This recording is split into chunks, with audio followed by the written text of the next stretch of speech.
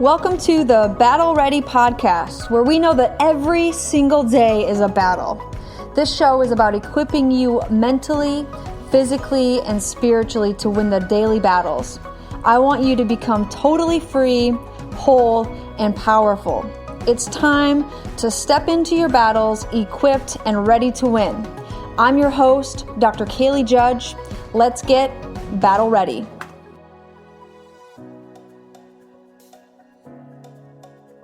Hey guys, welcome back to the Battle Ready podcast. This is Dr. Kaylee. We are starting a fresh series. We are going into heart health. The month of February is all about the heart. I'm going to have 4 guest speakers on this podcast this month. This week we have a very special guest, Dr. Jack Wolfson. He goes by the Paleo Cardiologist, and so I'm excited to get to hear from him. I feel like our approaches are going to be right on line with what we do. I actually got to listen to him speak at a seminar with Max Living maybe like 2 years ago by now. And so I am excited to have him here with me. I'm going to let him tell you a little bit about himself, why he got into doing this, and why he's passionate about helping people heal naturally. So welcome to the Battle Ready podcast. What's up? Great to be on, Dr. Kelly. Appreciate it. Love getting the message of holistic heart health and wellness. And yeah, February, they kind of deem Heart Health Month. Obviously for me, Heart Health Month is every single month. Yeah. And, but my story is I'm a conventionally trained cardiologist like my father before me. I went through 4 years of medical school, 3 years internal medicine, 3 years on the job, and then 3 years of cardiology. So 4 med, 3 internal, 3 cardiology, and then 10 years on the job. And after being on the job for 3 years as a hospital-based cardiologist, angiograms, pacemakers, the sickest of the sick, surgeries and stuff like that, I met a woman who would open up my eyes to what real health and wellness means. Because doctors like myself are just pill pushers. It's just prescriptions. It's just surgeries. It's just radiation-based testing. And we never actually talk about real health. And this woman is a doctor of chiropractic. And at the time, I saw so much sickness in my practice. I saw sickness in my own father, who would eventually die at the age of 63 of a Parkinson's-like illness. And at the Mayo Clinic, where he eventually gets diagnosed with this strange Parkinson's-like illness called progressive supranuclear palsy, the Mayo Clinic says, we've got no treatment for your dad. We have no idea why your dad has this, and good luck. And then almost simultaneously, I meet this young doctor of chiropractic, or as she says, doctor of cause, and she says, I'll tell you exactly why your father is sick. And just goes through the litany, the bad food, the lack of sunshine, the lack of sleep as a cardiologist, the stress, the chemicals, the environmental pollutants. My father was an alcohol drinker, being around radiation, doing all these different procedures as a cardiologist. So once again, the Mayo Clinic has no idea why. The young chiropractor has every idea why. And I listened to what she had to say. It made perfect sense. And here I am, what is like 15 years later since we met. And that young chiropractor is your wife, correct? That young I missed that part. That young chiropractor became my wife, Dr. Heather Wolfson. She's absolutely brilliant. She's a absolute powerhouse like yourself, Dr. Callie, and just loves to get that message out there of health and wellness and talking the talk, walking the walk, never being afraid, because there are plenty of people out there that are against our mission of health and wellness. They're in bed with the pharmaceutical industry. But it's a battle that we're going to win. And I think that's what makes me so powerful, is that I was on that side of conventional cardiology, and now I practice holistic cardiology and offer my patients the absolute best in heart care. Yeah, so let's just jump right in and start talking about maybe the differences between conventional heart process and what you've kind of shifted into? What did it look like before, and what's going on now in your practice? Well, let's take blood pressure. First off, it's for, you go into the doctor's office, and it's a medical doctor's office, and your blood pressure's high, and essentially they just put you right on a pharmaceutical. There's no conversation about nutrition, about healthy lifestyle. There's no conversation about, hey, you should go see a chiropractor because chiropractic care has proven to lower blood pressure by 17/10. Like, we don't have those conversations. It's all about volume of patients, getting them in, getting them out. Here's the pharmaceutical, goodbye. And then we take, a 30-minute break to have lunch with the pharmaceutical reps that brought us in free food. So whether it's blood pressure, again, finding the cause of high blood pressure, or if it's abnormal cholesterol, again, it's not from a statin drug deficiency.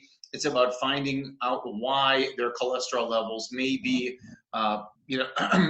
inappropriate, and finding their perfect cholesterol. Take a condition like atrial fibrillation. Atrial fibrillation should stoke in the doctor, let's help find out why you have a fib, not here's some pharmaceuticals, here's an ablation procedure. Just, again, like all this medical based stuff, we have to go back to the basics of health and wellness. And when we find those things, we can improve any cardiovascular condition. And I've been doing it, of course, as I said, for all these years. So would you say that if a patient was to walk in a conventional doctor's office and go through their process, are they ever really, for the most part, we can't speak for everybody, I know that, but are they ever really like you keep talking about getting to the cause and going that route?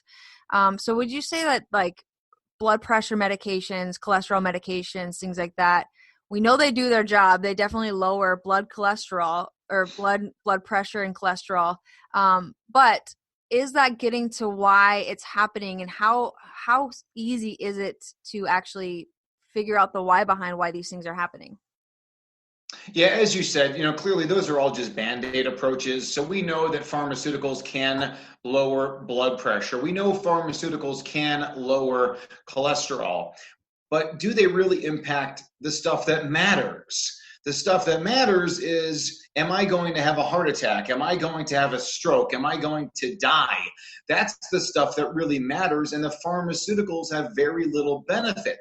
Now, if we say that the pharmaceuticals do have some benefit, for example, statin drugs in certain populations can lower your risk of having a heart attack by, from 5% down to 4%. But is that good enough? Is it good enough for you? Is it good enough for your loved ones and your friends? It's not about lowering risk from 5% to 4%. It's how can we make it 0%? And we know the medical doctors don't offer that because we know their numbers. When you go to see a doctor of chiropractic or a doctor of cause, and they help you address all these different issues of health and wellness, and when people come out to see me, that's how we're getting down to the 0%. And that's what the goal is. If someone has, if we take a hammer and we're smashing someone's toe with the hammer, we're not going to say, here's some Advil or Tylenol or morphine. The person's going to say, stop hitting my toe with the hammer. That's what it's about. It's about getting rid of the cause of the problem. And we're very successful in doing so. We're very successful getting people off of pharmaceuticals safely and effectively. Now, you are, I believe, in Arizona, correct? Yes. Our office is in Arizona, Paradise Valley, Arizona. Beautiful place to come visit. We always talk about sunshine. Come out to Arizona. It's sunny 400 days a year in Arizona. It's sunny at night in Arizona. Come on out. We'll have a good time. So if I'm a patient and I know, like, hey, I've got some cholesterol issues, or my blood pressure is just spiking and going through all these things, I've got a history of heart disease in my family, what are some steps that a patient should take, and what's the role of nutrition and exercise and chiropractic and in heart health? Well, I mean, let's take, take again, whether it's high blood pressure, cholesterol, atrial fibrillation, cardiomyopathy, heart attack prevention, anything like that. Clearly, nutrition is a major factor. And there's all different debates about nutrition. Nutrition has a lot of struggles with it. And I am the paleo cardiologist. In my book, I do talk about paleo nutrition, hunter-gatherer foods, the foods humans have been eating for millions of years. That's the foods we should eat. But is food any more important than sleep and quality sleep? The answer is no. We need to get adequate sleep. And that's part of the situation. Is food any more important than sunshine? I don't believe so. Is food any more important than chiropractic care? I don't believe so. Is food any more important than stress reduction and mental health and wellness? Again, no. Physical activity, no. It's all part of it, again, together. So all these different things, whether it's food, it's sunshine, it's sleep, it's chiropractic, it's stress, it's physical activity, it's getting rid of environmental pollutants. All these things are part of the program, and only when we address all of those factors do we get our best cardiovascular outcomes, if you will, to really prevent heart attacks and strokes and dying. That's what it's really about. And we see so much success in the people that read my book or come out to Arizona. Really coming out to Arizona allows people to, for me to become their doctor. I can become their cardiologist when they come out to Arizona. And then, of course, I do the most advanced testing in the world to really hone in on the best numbers, because doctors these days, they do such inadequate 1970s based testing. When you go to see a functional medicine doctor, you get the best and hopefully the most in-depth testing, available. That's good. Can you speak a little bit on, I've had patients ask me, like, they've got cholesterol issues, and so they're worried about getting onto like a keto diet and going through that process because of the fats and because of what's said. And can you speak into that a little bit? Yes, I mean, keto, of course, refers to the body going into ketosis and therefore using ketones as a fuel as opposed to glucose. And I think that this is a wonderful, wonderful strategy. I think for short-term use, I think you can do it for long-term use. I think you can cycle between, these paleo foods, these hunter-gatherer foods, that sometimes would be maybe on the higher carb side. So in the summertime, maybe it's more fruit, it's more vegetables, more sweet potatoes and stuff like that. And then maybe in the wintertime, it's more of a lower carb type of paleo where it's mostly just seafood and meat and eggs. So all those different cycles of what you can do have tremendous results as far as what it does for the cholesterol numbers. It makes the cholesterol numbers better, the ones that you should check. And I talk about that in my book, and I talk about it on my website, the best cardiovascular markers for people to check. And if people are looking at what I think are the best and most important heart health markers, then you can go to my website, thedoctorswolfson.com/cardiovascular-tests, cardiovascular-tests, and that'll tell you all the tests that I run on my patients that I think people should get as well. And then again, try it out. Get your labs tested at time 0. Go on a particular nutrition plan, lifestyle plan for 90 days, and then retest. But going into ketosis, ketogenic, I think is very beneficial. Most recently, we've taken rounds of people through what's called the Carnivore Challenge. And the Carnivore Challenge, we did a 7-day challenge. And it was just fantastic. People felt great. They looked great. People extended it after 7 days, which I was in full approval of. Some people have gone carnivore for years, including an entire population of Eskimos. So if it works for them, it'll work for anyone listening to this podcast. And so carnivore diet, if I'm not wrong, is meat only. So yes, it's meat, it's seafood, and it's eggs. To go strict carnivore, that's all you would do. And then, of course, trying to eat the organs in there as well. So liver, heart, kidneys. That is pure carnivore. And then from there, if people want to throw in an avocado or they want to throw in green leafy vegetables, well, they're not carnivore, but obviously those are very healthy foods, and can also help keep people in ketosis as well. The whole idea with going on any kind of cleanse, including carnivore, I think the main thing is breaking food addictions. When you go carnivore for a week, you're not having ice cream, cookies, and cupcakes. When you go carnivore for a week, you're taking out pretty much all inflammatory foods. Chiropractors like yourself and generations before, and people in the nutrition space have always talked about these lectins, for example. And lectins are proteins in plants that help protect the plant. It helps protect the safety of the plant. So insects and animals and humans don't eat plants. So that is their defense mechanism. Now, an animal has a defense mechanism, and it's their jaws, and it's their claws, and it's their ability to run or attack.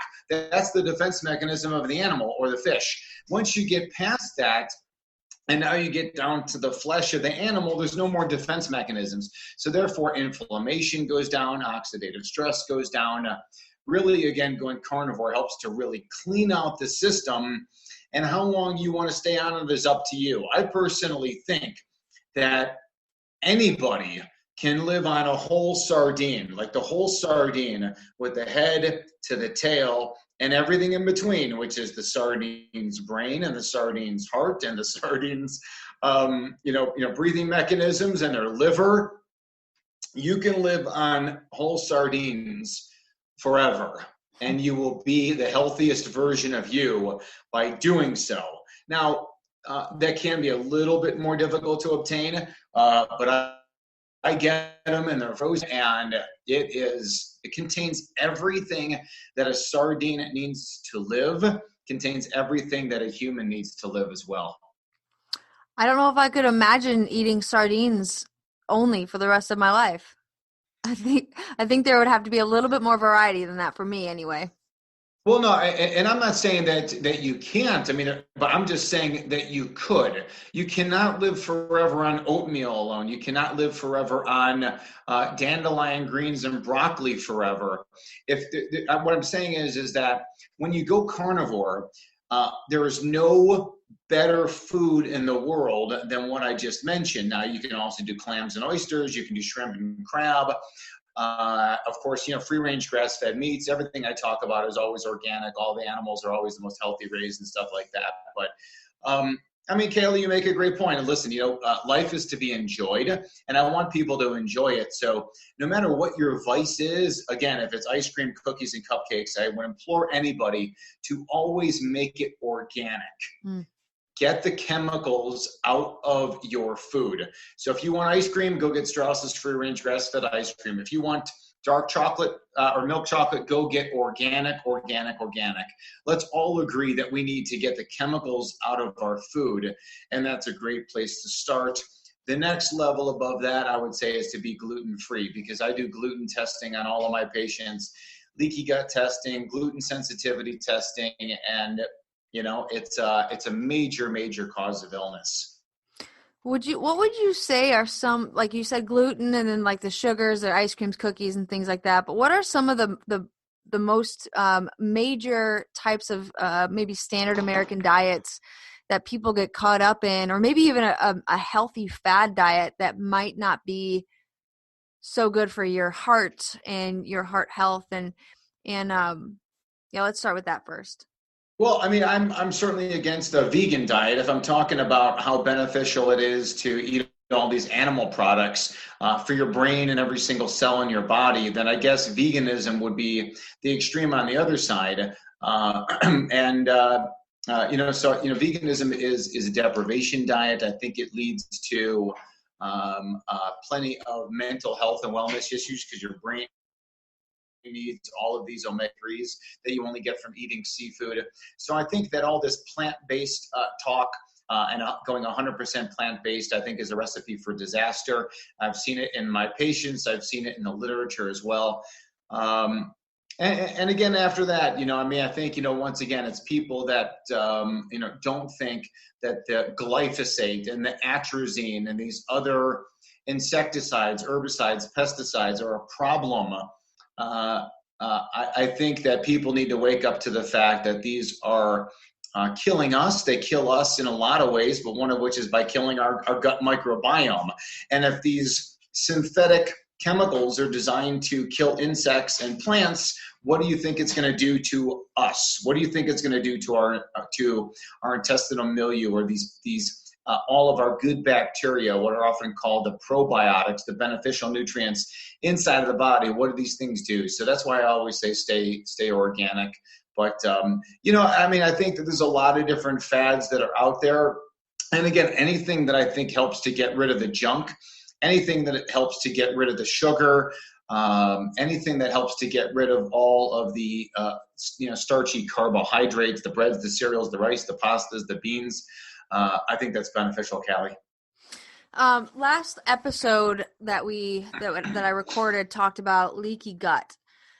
What is the role of leaky gut in heart disease, if there's any? And how important is it to really get a handle on that for your overall health? Okay, so when I first met my future wife, as you astutely reminded me that I did marry that woman, she started talking about leaky gut, and I'm like, leaky gut? Where did you come up with this bogus diagnosis of leaky gut? I said, I spent 10 years in medical training after undergrad. I've been on the job for 2.5 years. I've never heard of leaky gut. And she said, that's your problem. Huh? Go read it. Go learn about it. Well, Dr. Callie, at the time, there were a lot of doctors like you that were talking about, not you because you're so young, but people like you, chiropractors like you, natural doctors like you, were talking about leaky gut. And it made sense, but there really wasn't much in the medical literature. Well, now over the last 10 years, the medical literature has exploded about the idea of leaky gut or intestinal hyperpermeability, where things get through the intestinal lining into the body that don't belong. A proper intestinal lining that doesn't leak per se should allow things into the body that belong, while keeping things that don't belong in the body, keeping it in the food tube and then out the other end. And over the last few years now, we can actually do leaky gut or intestinal permeability testing. And when we do so, we find that most people have leaky gut. So now we come up with strategies to it.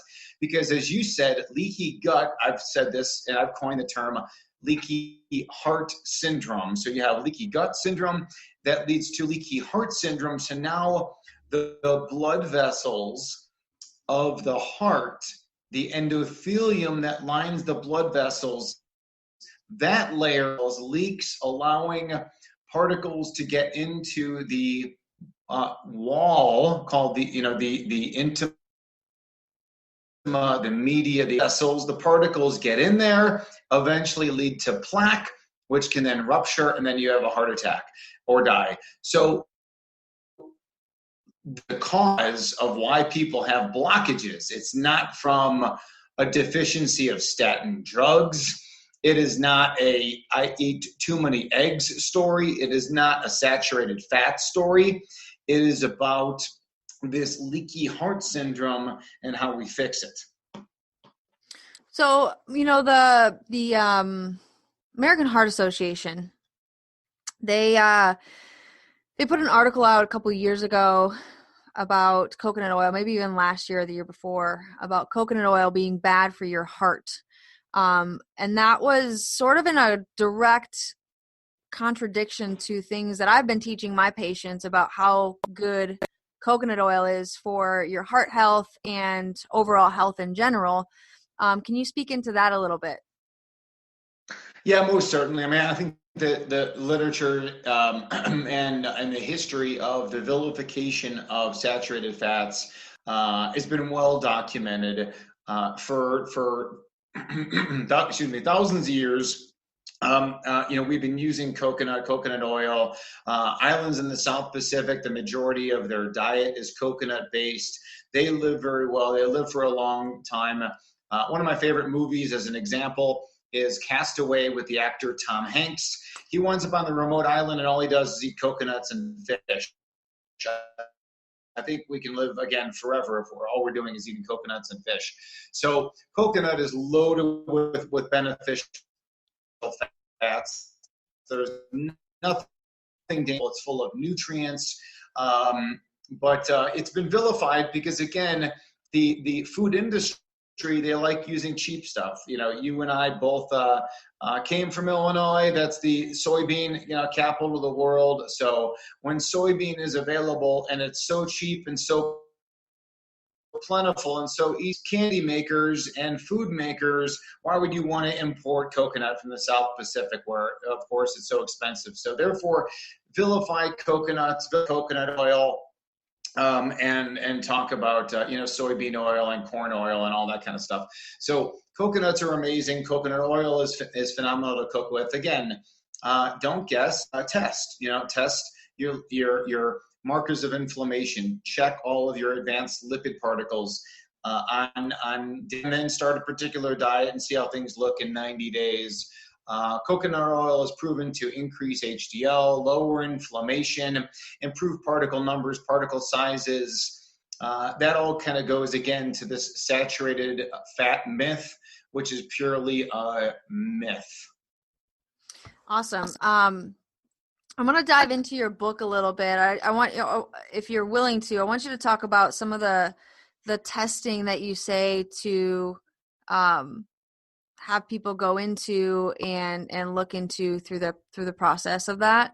So can you just give some pointers on what they should be looking for? Maybe if they can't get to you or they can't speak to you, like what should they be trying to go after? Well, I did. I outlined that on chapter 16 of my book. And then I also, as I said on the website, thedoctorswolfson.com/cardiovascular-tests. And people can see that there. Once again, it's about doing the most advanced testing in the world. The way cardiologists and medical doctors are going these days, it's almost like everyone who's over 18 years of age should be on statin drugs. They think that statin drugs should be in the drinking water for all of us to enjoy. But we were not built with a statin drug deficiency or any pharmaceutical deficiency. So go ahead and get tested. Do the most advanced testing in the world, and then change your nutrition, change your style. Look at different evidence-based supplements that supplement the healthy lifestyle, and then see how your numbers look. And you will see vast improvement in doing so. But there's so many cool things we could do with testing, whether it's cardiovascular tests or mold testing. And we mentioned the leaky gut testing. The one we have for sale on our website is called the Wheat Zoomer. Intracellular vitamins and minerals, that's called the micronutrient test. We could do heavy metals testing. The newest thing is an environmental test. And the environmental test looks at 27 different environmental toxins, including glyphosate and atrazine and BPA from plastics and parabens that are found in so many different products, including skincare products. So get tested and work with a doctor that can help you get rid of these poisons. Would you say that there's a quick fix to heart disease? And does somebody just wake up with heart disease one day and like it just showed up out of nowhere? No, never. Heart disease always starts, unfortunately, it starts in utero. It starts in the mother's womb. And frankly, the health of your mother before she gets pregnant, her experiences while she gets pregnant impacts us as adults. Now, we can't do anything about what our mother did. We can only help educate people to understand the best way to have a child for mental health, mental wellness, et cetera, et cetera. That's a topic for another day.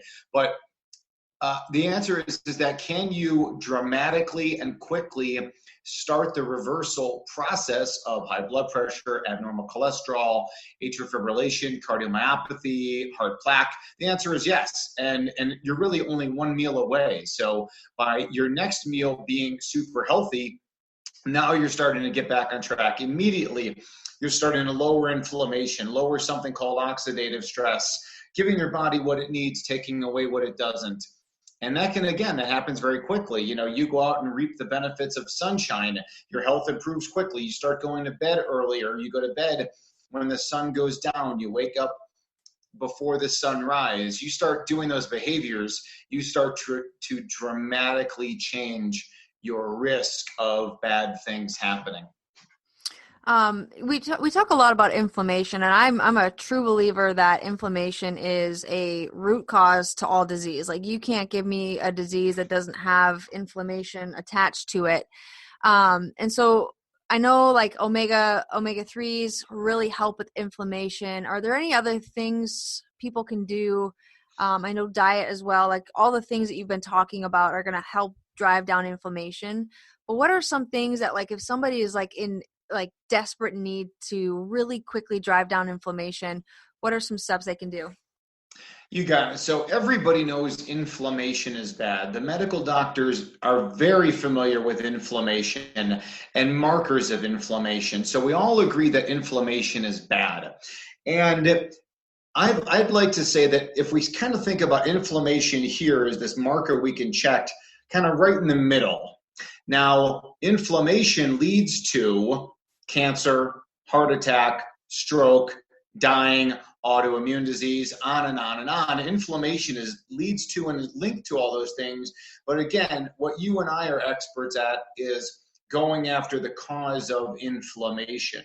And the cause of inflammation, like we said, is bad food, lack of sunshine, lack of sleep, lack of physical activity, too much stress, environmental pollutants and toxins, vertebral subluxations. Those are the things that cause inflammation. So we need to reverse all those things. And in addition to that, are there things that help lower inflammation from a supplement standpoint? Of course, omega-3 fish oil, CBD, products likely have a role, curcumin, anything that can raise glutathione, B vitamins, probiotics, digestive enzymes. There's so many different things we can use that are proven to lower down inflammation. Because once again, when somebody has the poor lifestyle that we've mentioned, and now they have leaky gut, and now these things that get into the body that don't belong are recognized by the body as foreign particles, that leads to immune system activation, inflammation, oxidative stress, and then eventually disease. So the key is, again, to do the things to heal up and seal that leaky gut. Now inflammation goes down, and so does your risk of being dead. Amen. Chiropractic.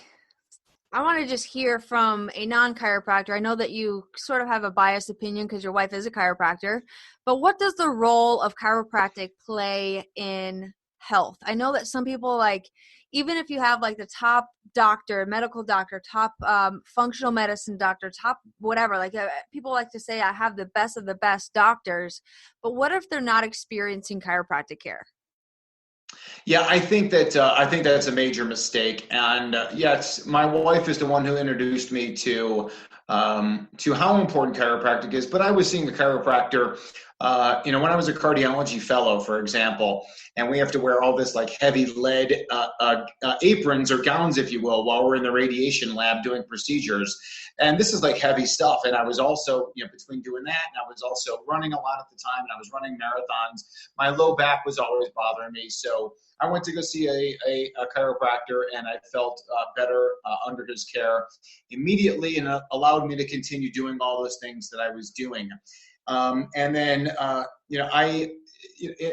of course, in meeting my wife and understanding a lot more of how chiropractic works, and gaining an understanding of how chiropractic can influence the autonomic nervous system. And the autonomic nervous system is coming off the brain, the parasympathetics and the sympathetic nervous system that dramatically impact cardiovascular health. So as the doctor of chiropractic uses the adjustment to improve the autonomic nervous system, people get the benefits. So that's why it has to be part of the solution and part of what I do with patients. Everybody has to be under the care of a doctor of chiropractic as well as working with me, because that's how we're going to get the best results. And chiropractic has proven to lower blood pressure by 17 points over 10, better than any pharmaceutical. Chiropractic is proven to improve immune system function, to lower inflammation, to lower oxidative stress. These are all very important for the cardiovascular patient. Do I believe that chiropractic helps lipids and cholesterol? Yes, because again, the autonomic nervous system innervates the liver. And if that communication neurologic superhighway is not functioning as it appropriately should under the care of a chiropractor, you're going to have abnormal lipids. You're going to have atrial fibrillation. Again, you're going to have inflammation. You're going to have cardiomyopathy. You're going to have heart attacks. You're going to have blood vessels that don't function normally.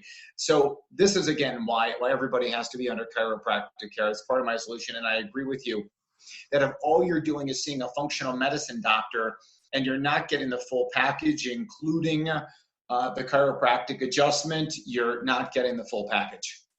Yeah, and that's even exciting for me to hear. You know, I've been in part of chiropractic my entire life. I was adjusted since the day I was born, and we've got 4 generations of chiropractors in my family. So it's been a part of me, and that's all we really knew. I never taken a medication, don't know how to even do that. But I always hear people like almost speak of chiropractic as if it was like a luxury, like a massage or something like that. And it's just so, like, the way you just explained that was just awesome. So thank you for being an advocate for my profession and working with us. And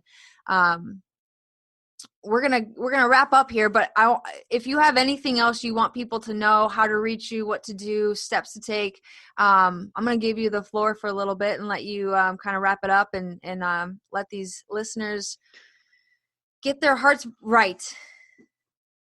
Well, I think, like you said, is that I don't know. You know, I mean, it's your choice to be healthy. Is the bottom line. I don't believe in bad genetics. I only believe in bad environments. I only believe in bad food and bad lifestyle. That's all. I don't believe in bad genetics. I think we were put here on planet Earth. We've become what we are, however we got here, and we were made perfectly until modern lifestyles and modern environment has destroyed it. So is eating organic paleo foods a luxury? No, maybe. Is chiropractic a luxury? No, maybe. Is getting sunshine and sleep and all these things? I guess, once again, and even as you said, massage, these are all things that are part of living the healthy lifestyle. So if you're listening to this and you're getting this message, now it's up to you. We've put the ball into your court. We've told you the way to be healthy. In this short segment that you and I did, Dr. Callie, we told people, the answers. Now they can choose to go for the answers or not. And if they want to do some of our recommendations, well, it's better than none. If they want to do all of it, that's how they're going to get the best outcome. That's how you get a 4 generation of chiropractors in your family that don't see medical doctors unless it's an emergency, because they were in a car accident or there was some kind of trauma.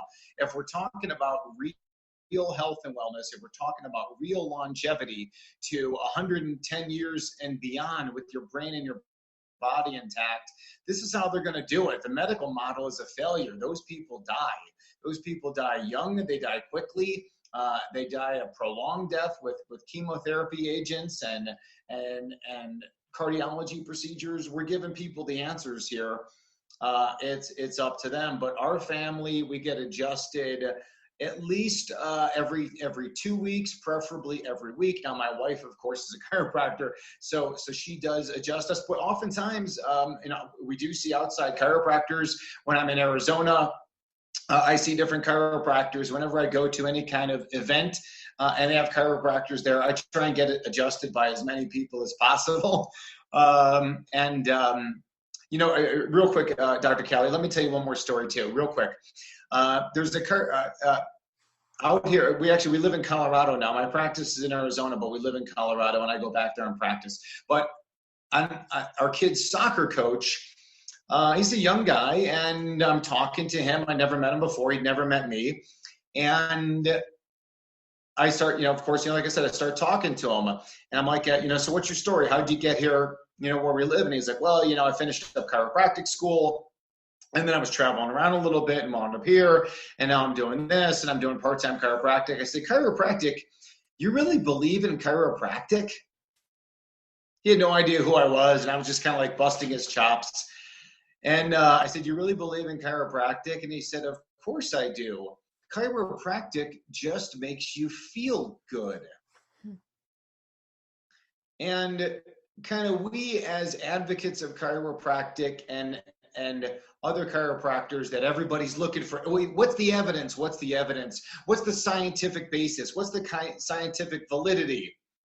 And chiropractic does have a lot of that. But fundamentally, chiropractic care just makes you feel good. You walk out of the chiropractor's office and you feel better. You walk out of the medical doctor's office and you typically feel worse, because the pharmaceuticals don't make you feel better, they make you feel worse. The procedures make you feel worse. Spiritually, you're never getting to the true cause, so therefore you will feel worse. So the idea, again, that when I walk out of the doctor of chiropractic's office, when I get adjusted, I just feel better. And it really can be just that simple, just to feel better. I mean, I've been getting adjusted for, it'll be 34 years this month. And happy birthday. Thank you. And there's just there's no time that I get up from an adjustment. Like I constantly am like, I don't know how people live without this. And a lot of times because it feels good in that moment, but I have the education of like what that's actually doing in my body.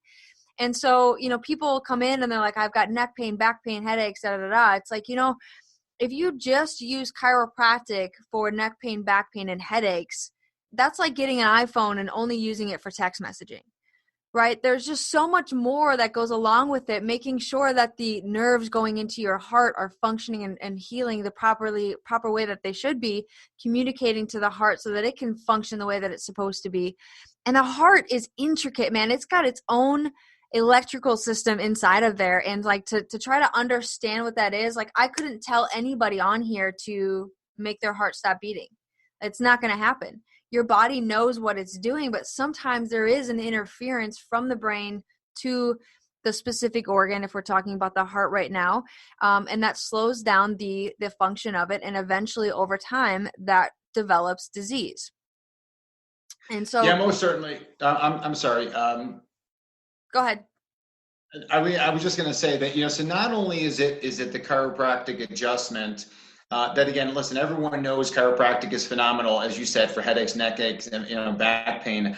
But you're right. It's the idea of going, whatever your health ailment is, it's making chiropractic part of the recovery and part of the solution. So again, if you're listening to this and it's like, oh, I have cancer, I have diabetes, I have, autoimmune disease, the answer involves chiropractic every single time, as you said.